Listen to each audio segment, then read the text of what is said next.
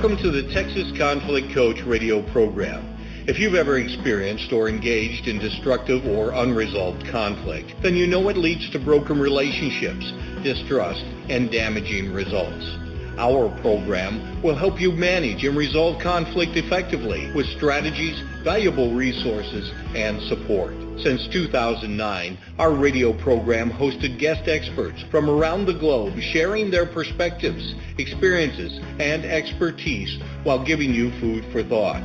If you can't listen live, then download and listen to any of our 300-plus podcasts in our library at texasconflictcoach.com. So sit back, relax, or join the conversation every Tuesday evening, or tweet us at TXConflictCoach.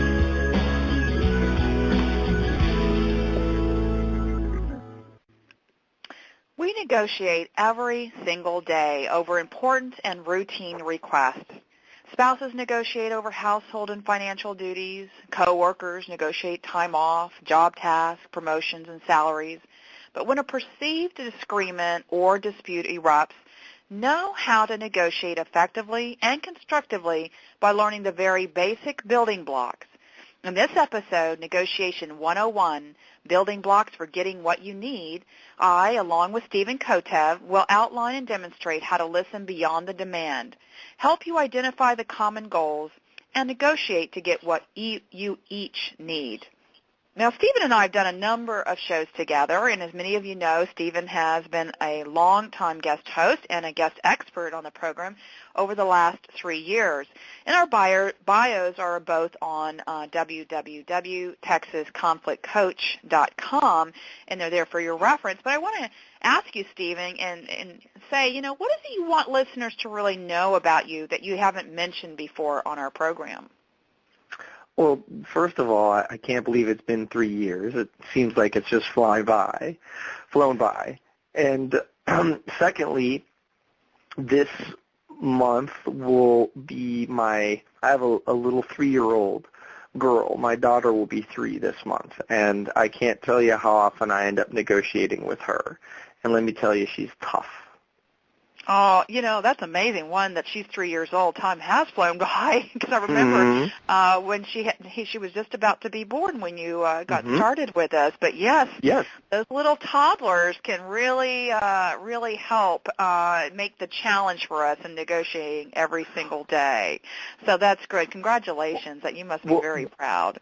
They'll also teach you when you're a bad negotiator as well.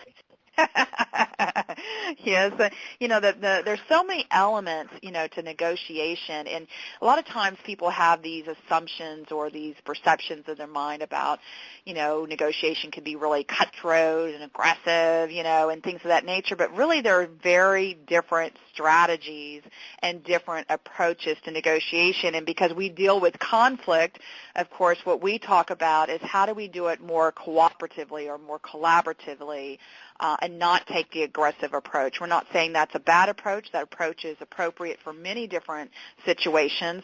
So what we're going to do is introduce in this episode 3 building blocks to use when negotiating for what you need.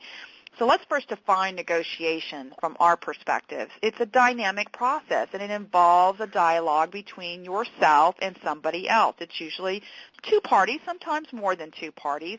But the idea is that you're not utilizing a third-party neutral mediator. You're not using a conflict coach necessarily to negotiate for you. This is about you entering into this conversation. And the thing about negotiation is that one or both parties are looking to change the status quo. In other words, the status quo isn't working anymore, but in order for that status quo to change, it requires the agreement of the other person to change or for you to change. So there's many, again, different approaches, and we're going to talk about a collaborative strategy that supports each person to listen, to be heard, and it aims to create a solution that meets each person's needs. So the 3 building blocks, I'll just introduce them briefly to here, and then Stephen and I will go more deeply into them. 1 is use open-ended questions. 2, listen keenly to identify the interests and needs. And 3, create a mutual problem-solving statement. So, Stephen, why don't you kick us off by let's going a little bit more in depth with each of those building blocks. And Pattie, you're right. These are absolutely essential building blocks, and they're highly effective building blocks. So the first one, when you go into a negotiation conversation, you want to have the attitude of curiosity. You want to try to understand what's going on, as opposed to coming in and saying, I'm right and you're wrong.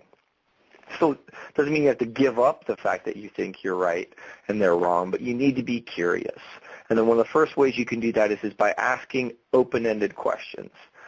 And you want to do that to not only get some factual information, but to understand perspective, emotions, assumptions, and behavioral reactions. And I'm going to give you a couple examples of what these open-ended questions can look like. What is important to you about how we solve this problem? Very much an invitation, very much an openness that follows that in your tone and in your presentation. Another one, what would it mean to you if you got what you were asking for? So walk me through what this looks like for you. Last one, how does this ongoing problem impact how you see yourself? So Pattie, those are a couple examples of open-ended questions. You want to follow us through with the next building block? Absolutely. So the second building block is listening deeply. So you're asking questions, but what are they saying? And so by listening keenly, deeply, you're trying to listen in a different way to identify the needs, the values, and the interest that drive the other person's desire for a particular outcome to this problem. Now, keep in mind, you need to also self-identify what is important to you that you're not getting. So here's some examples of what you are listening for. So here's an example. When someone is saying or complaining, I feel disrespected when they don't acknowledge my hard work. What the person is actually saying is they need to be respected and they need acknowledgement. Now, sometimes it's not as simple as that. They're not as clear-cut as that. Let me give you another example. When someone defensively states, it's not my fault she didn't do her job. I always have to come to her rescue, and I'm not tired of picking up the slack. Now, this person is complaining and being defensive, but did they clearly state what their interests or needs are? Not in a direct way, and that's what you're listening for. So the person in this defensive statement is indicating they need to work, they need work boundaries, maybe they need support, and respect for his or her time to do their own workload. And finally, the last example in listening deeply is when someone reacts to a situation and says, you don't do anything around here. It's not fair that I have to clean the house, grocery shop, work a full-time job, do the budget, and you can't even follow through with one small task. Okay, wow, that's an angry person, frustrated. But what are you listening is you're listening, again, beyond the complaint, beyond the emotion. This person is indicating they need to be valued in the relationship. They need balance and fairness, and they believe follow-through and accountability are important needs. And so this is something that comes with practice and learning how to identify what's kind of below the surface. What's the third building block, Stephen? So they follow a natural progression because you got to be curious. And then from there, once you're curious, you want to kind of understand what's happening behind that. And then this final building block in the formula we're giving you is about creating a mutual problem-solving statement or question. And the idea is that you include the identified need of both yourself and the other person you're negotiating with. And I'm going to give you a couple examples here. So if we could go back to this last one you had here of somebody who's saying, hey, listen, I got a full-time job and I'm asked to do everything else in the house. What's wrong with you? Another nicer way of sort of following that up would be something along the lines of, what would need to happen for you to get the support and help you need around the house, while at the same time honoring the need for relaxation and fun? So the key here is that there's this mutuality component to it, that it's not just sort of like, well, how do I get what I want and you not get anything? Or vice versa, how is it you get everything and I don't get anything? But there's this mutuality of what do we both get? How do we solve this problem? If we go back to the work example, another way of doing that would be something like, we've identified the need for establishing work boundaries and still being able to support and deliver the department's goals when time is of the essence. So sort of going back and saying, listen, I can't be here the entire day or past a certain hour. I've got other commitments. But in the same time, we've got to meet the goals that our company and our individual department has. And how do we do that when we don't have a lot of time to start with, when time is of the essence? So that's a way of framing it. So, Pattie, what I'm thinking is like, why don't we just go straight into some scenarios, unless there's some other statements you want to make before I go to that point. And no, we can, let's keep the that. Scenarios. Okay. Yeah, let's keep that simple. We'll focus on asking open-ended questions, listening deeply to identify interests and needs, and using a mutual problem-solving statement. So, what is your scenario, Stephen? So what I was hoping is, Pattie, is that I'm going to tell you my scenario, and then you can coach me through how to use these building blocks and sort of help me get to where I need to be. Does that sound like that would work for you? Okay. Yeah, so, absolutely. So this is a scenario. For some of you who are listening to this may sound somewhat familiar to you, but if my mother-in-law is listening, this is definitely a scenario. But I'm going to tell you a story about someone who got engaged a couple of months ago, and they're now busily planning their dream wedding. They've co-created their ceremony, vows, and program for the wedding with their fiancé, and there's just a wonderful and powerful vision that's shared about how you want to get married, who you want to invite, where you want to have it. And I kind of gave this away in the beginning because, the only problem is your mother-in-law-to-be has some very different ideas of what this is going to look like. She wants to have a larger wedding. I think we can definitely relate. Have a larger wedding, invite people you've never met before, hold it in a different location that's more prestigious and not really, as affordable as what you would hope for. They want to do it in a downtown ballroom as opposed to an outdoor theater space, which is what you want. And, when you ask, when you talk to your fiance and say, why is this happening? Sort of like ask your mom what's the problem here. She's saying, so the mother-in-law is saying that the mother-in-law never had a chance to make a decision for her own wedding. So now, in some sense, this is passed on to you, and you don't get to make some of these decisions because you're making up for this thing that's happened in the past. And basically, Pattie, what do I do? I don't know how to make this work because it's really not what I want at all. I'm really upset by it. But in the same sense, there's a lot of power that this, in this scenario, the mother-in-law-to-be has. So I was hoping you could help me through how I could negotiate better, or how to negotiate at all.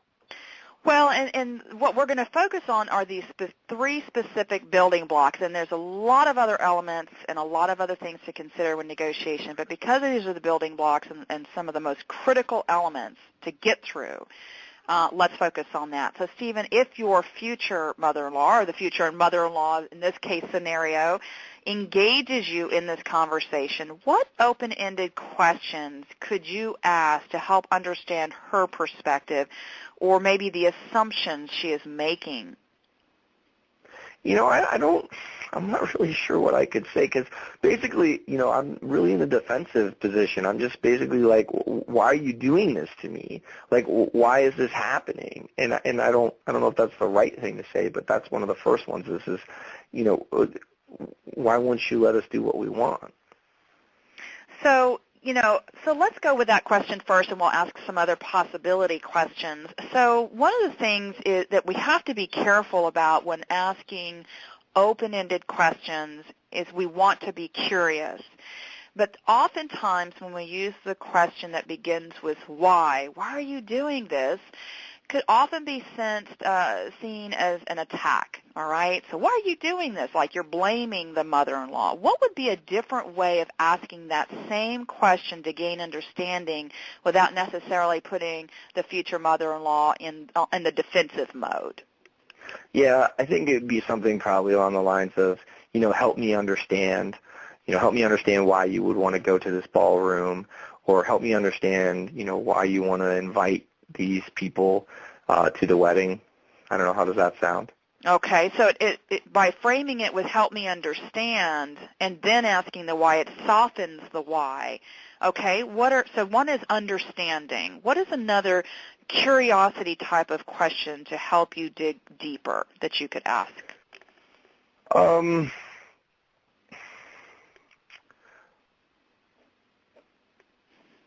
I think it's going to be just more along the lines of, what's your vision of a wedding? What do you think's supposed to happen at a wedding? Because obviously there's some pretty different things going on here, as to what she thinks should be happening and what we want to have happen. Mm-hmm. So it could be, what is her vision? Mm-hmm. Mm-hmm.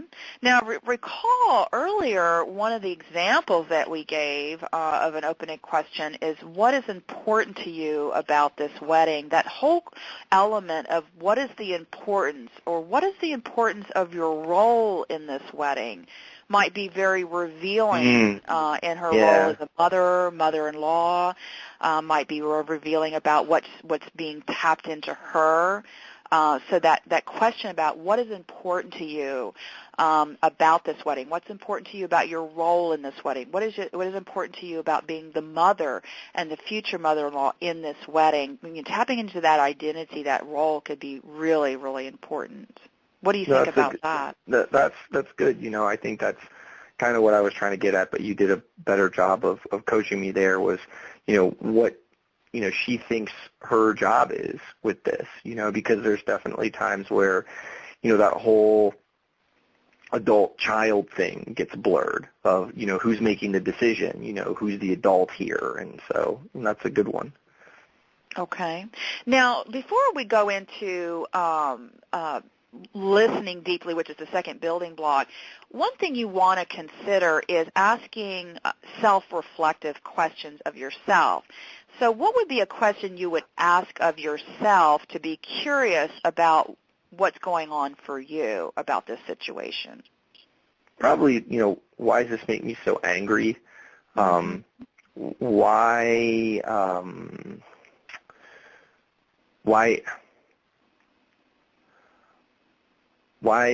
is it so hard for me to take her perspective? In a sense that, like, I'm sure ultimately there's some good intentions behind all of it, but, sometimes it's a little harder to see that, so trying to better understand that, I think, would be pretty valuable too. Okay. So it's really important to be asking those opening questions not only of the other person to gain understanding and being curious, but be curious about yourself and be asking those questions. So the second building block gets into listening keenly, listening deeply. And even though you haven't had a direct conversation yet, it doesn't sound like, but you've had prior conversations, what have you heard your mother-in-law to be say that is important to her about her daughter's wedding? What have you heard so far? She wants her daughter to be happy, and to give her the wedding that she wants. That's one of those things that I've heard her say on several occasions. And what would it mean to your mother-in-law to actually give her daughter that? Well, it's interesting that when you put that question to me, because I kind of still feel like the thing that's not being said is that it's like, what does the wedding that, the mother-in-law want? And it may not, I'm sure part of it is making the daughter happy, but in the same sense, it's also kind of making the family happy, or what the mother-in-law thinks is the family happy. It's sort of like her desire in all of it. So. So it almost sounds like there's another actual question from what you've heard so far that might come out of that, which is what does that happiness mean to her to be able to have her daughter be happy? Because her daughter could be happy exactly, as the fiance and the daughter, has designed, but somehow, that's not lining up with what the mother-in-law is doing. Anything else that you've heard your mother-in-law say that's important about the daughter's wedding, other than being happy? I think the happy is kind of like a general term for, it's something that she wants to be proud of. Something that she wants to be able to share, but I think also in a sense like it's like a demonstration for her, of how much she loves her daughter, but also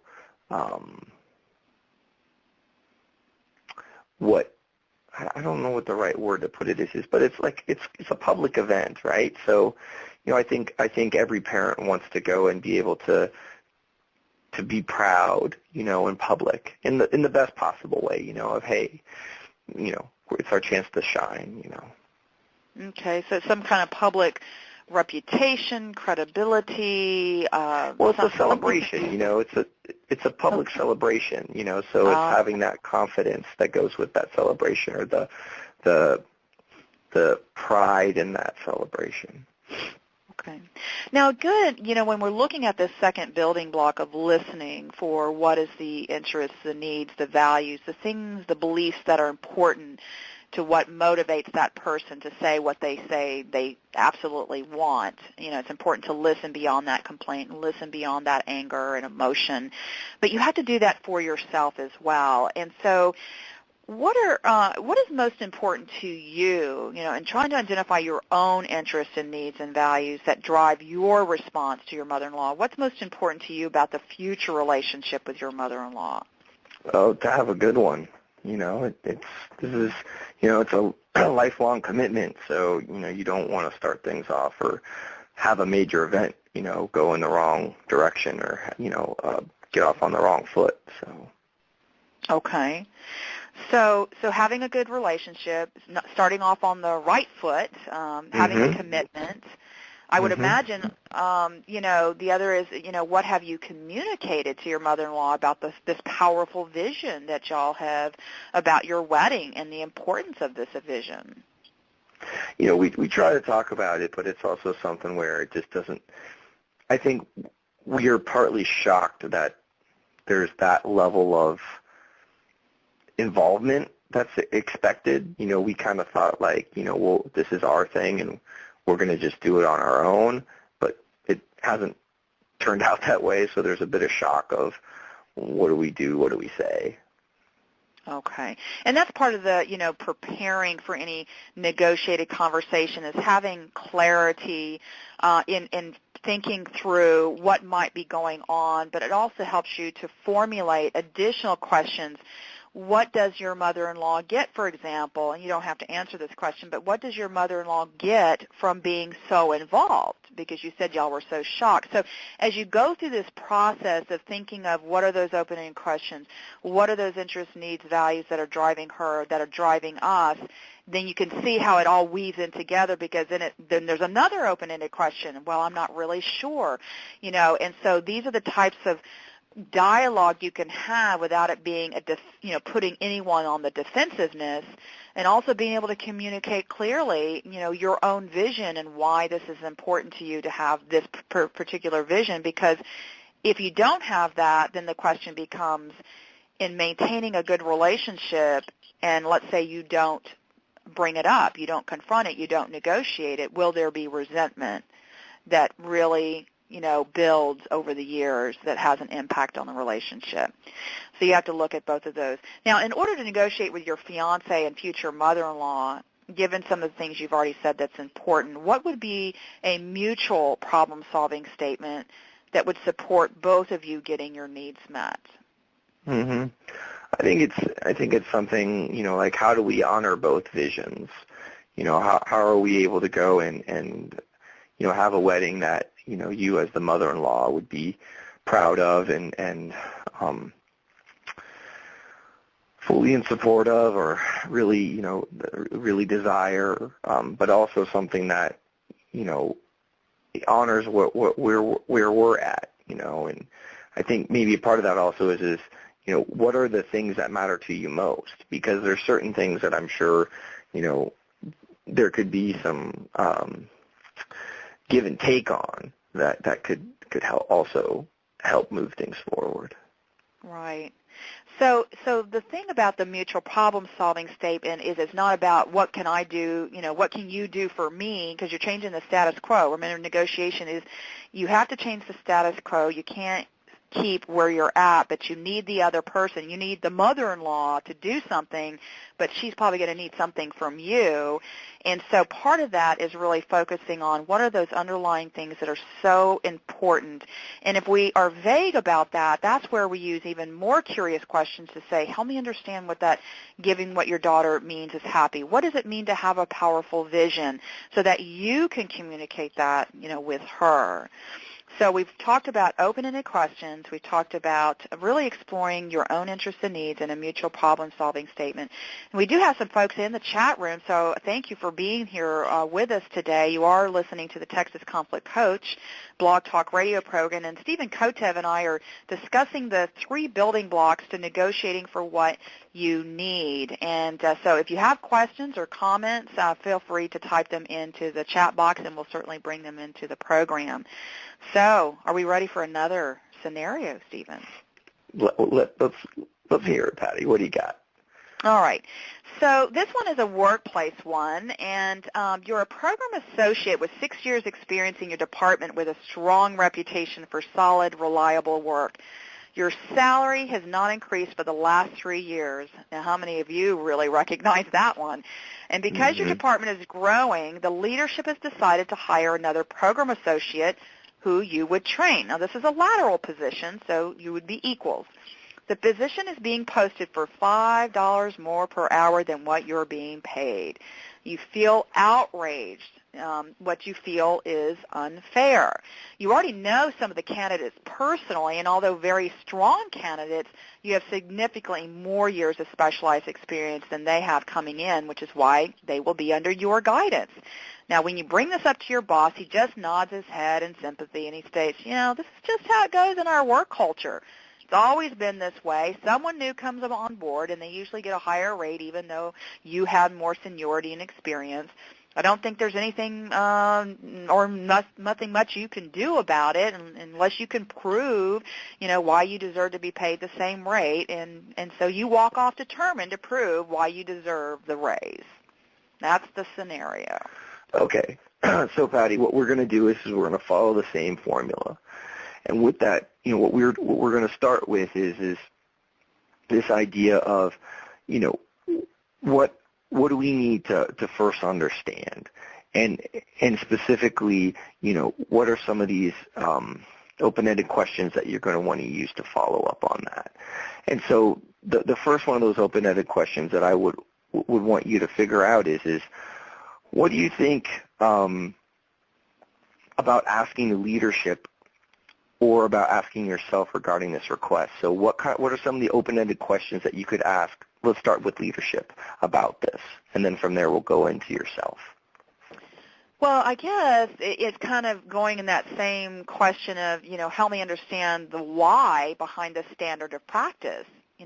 Why is this a cultural expectation that even though you've been there for many more years and have many more experience, that just because someone comes in new, maybe there's transferred from another department, why do they automatically get that increased pay raise? I want to understand why that has become a standard of practice. Or is this just, people have kind of bowed down to this kind of unspoken rule over the years and never have really challenged it? So help me understand.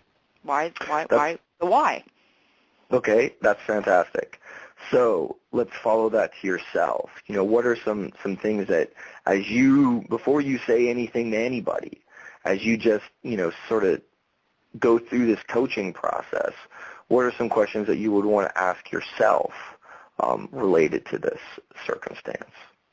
Well, because immediately for me, I immediately felt the unfairness. So what I want to ask myself, what is unfair about this, or why does this unfairness piece bother me so much? And then I start to question, well, maybe they don't see me bringing value. So what value do I bring to this department that is rated higher than the other person? And really just look at it from my perspective, but also from their perspective. What value do I bring? So those were some of the immediate things that came up for me to start asking myself. Okay, so those are so we've got that bit established. So now let's move on to what are some of the underlying needs and interests. And from that point, especially, that we're talking about yourself, but we're also going to talk about your boss. So, let's start with your boss. What do you think is really important to your boss in this scenario? Well, given the cultural workplace culture, this is an environment where the PhD holds a lot of value and a lot of political clout and a lot of recognition. And the candidates that they're hiring are PhDs. I have a master's. So I think what's important to them is to have that recognition of PhD level of folks in the department, even though their experience, they're new PhDs. These are not people with long PhDs, like they just graduated with their EDD or their PhD. And so I think one or two of those candidates actually come from another department where they're politically connected. So I think for them, having a PhD gives them the recognition and maybe the connection, political connection to this other department that they might be bringing this person in. Okay. So, as I understand it, is that it's sort of this question of why is it that you'll give somebody else $5 more an hour, but you won't give it to me? And following that, that was sort of the challenge that was put on the table was, prove it, demonstrate to me that you should get paid the same rate as a new hire. And what do you think is behind that? Why would they present it to you that way? Well, I think they want to put the burden, on me to show, my contribution, my expertise,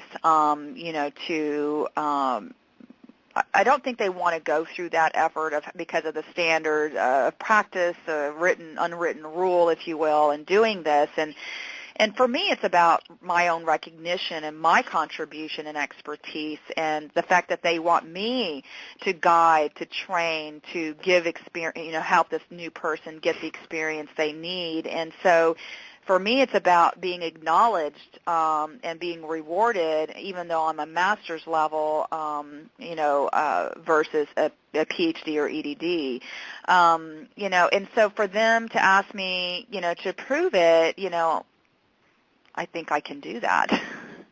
Well, because that's the sort of follow-up thing is why do you think they're offering more money to new hires? What do you think's going on behind that? Well, I think part of it is the market. Even though I've been there for a long time, at that time, I think that there's the market competition. So when you're hiring anyone new into a position, you have to go with what the market is paying. And so to get highly qualified candidates, very competitive candidates, you really have to be able to match the market. And so I think that's what's really, driving that for them. But, every time they would hire, they're a huge organization. So if they were to be using this market research to say, I want quality candidates, but then every time they're fighting their internal employees who've already been there, who have not, withstood the test of time as far as raises, cost of living raises, then they would be negotiating everyone's salary all the time if that was the case. Well, and that's why I wanted us to consider that, because as I'm thinking about it, you've also got this thing of, skills versus institutional knowledge. And that, we're keeping it generic, but if you were to look at, say, technical, if you were a computer programmer, there's, always new innovations coming out. So someone who graduated, sometimes even 5 years or, definitely 10 years ago would be behind. So, okay, I've been here, maybe my technical skills aren't up to speed, but my, institutional knowledge and my knowledge of how the our market or something else like that could be far superior. So, I think that's something also that is definitely at play, and I want to make sure you consider. Absolutely. And I think that, in negotiating, I have to bring all of those elements into it as well. Well, and so let's move on to the final part here. As you go and you put that sort of potential mutual problem solving statement or question, what is it? What could you say that would help you negotiate what you want?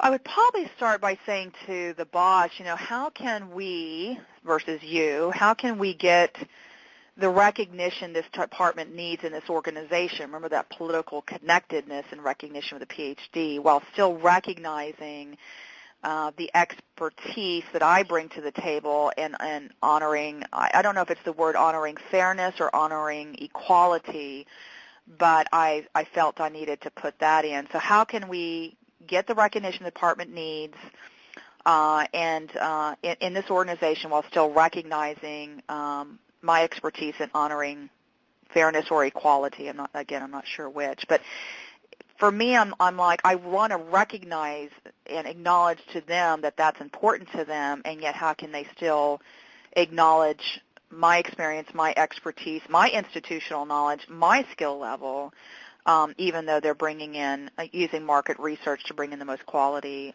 candidates, but also, so there's all those elements. So I think if I went with that statement, that at least would start the conversation.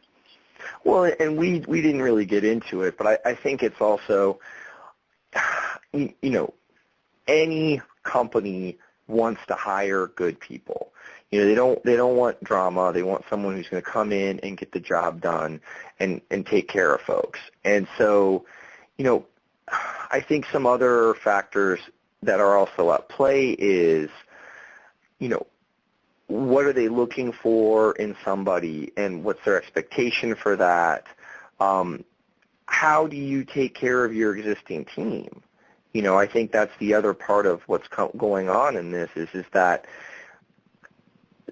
I don't know if they're understanding how what they're doing is being perceived not only by yourself but by other folks. So, in the presentation, it's helping them understand that it isn't just a one-sided thing, that there's a whole group of folks who are affected by this. Oh, absolutely. And like I said, we're just talking about, the 3 building blocks. There's a lot of other elements, but these are critical building blocks. As someone said on Twitter a few minutes ago around what we're talking about, which is the mutual understanding. We really have to delve and really achieve mutual understanding to really be an effective and productive and hopefully very successful negotiation on both elements. So we're coming to a close. Stephen, what is our assignment for the week? So for you folks on Twitter and in the chat room and listening, we're going to give you a classic. This has been around for several decades and continues to be one of the most useful primers out there. It's called Getting to Yes by Roger Fisher and Bill Urey and Bill Patton. There's a link to it on our site, and it's basically very straightforward way of understanding what we presented to you, which is basically this concept of interest-based negotiation, of helping folks get what they truly need, not the first thing they tell you, but what's really underneath it. So that would be our assignment is, if you want to learn more, tap into that and take a look at it one more time because it's very useful. Very good. Getting to yes. So, Stephen, you can be found where? Tell the folks where they can find your website. I'm going to spell it out just so folks know for sure, but it's just basically my name. So www.stephenkotev.com. And how do folks find you, Pattie? They're going to find me at conflictconnections, that's plural.com. So conflict and then CONNECTIONS.com. And as we close, the final message that I have, and Stephen has one as well, is if what you need is something from the other person, you need them to do something or to not do something in order to negotiate this, then listen to understand. The needs you discover will help you narrow the gap and build a stronger bridge for both to cross over. And my message for folks would be, we negotiate every day. You may not be aware of it, but but we do. So don't be afraid to ask for help to improve your skills. Being a good negotiator helps you and those that surround you get what they really need. Excellent. Thank you, everyone, for joining us in the chat room, listening on the phone, and also in our Twitter feed. So thank you again, Stephen, for doing another great show with me. I really appreciate it. Thank you, Pattie.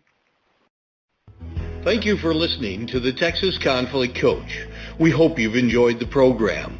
You can find over 300 podcasts archived to listen at your own convenience at texasconflictcoach.com. or download the podcast at iTunes or Stitcher Radio. To learn about upcoming radio programs and resources, sign up for our monthly e-newsletter.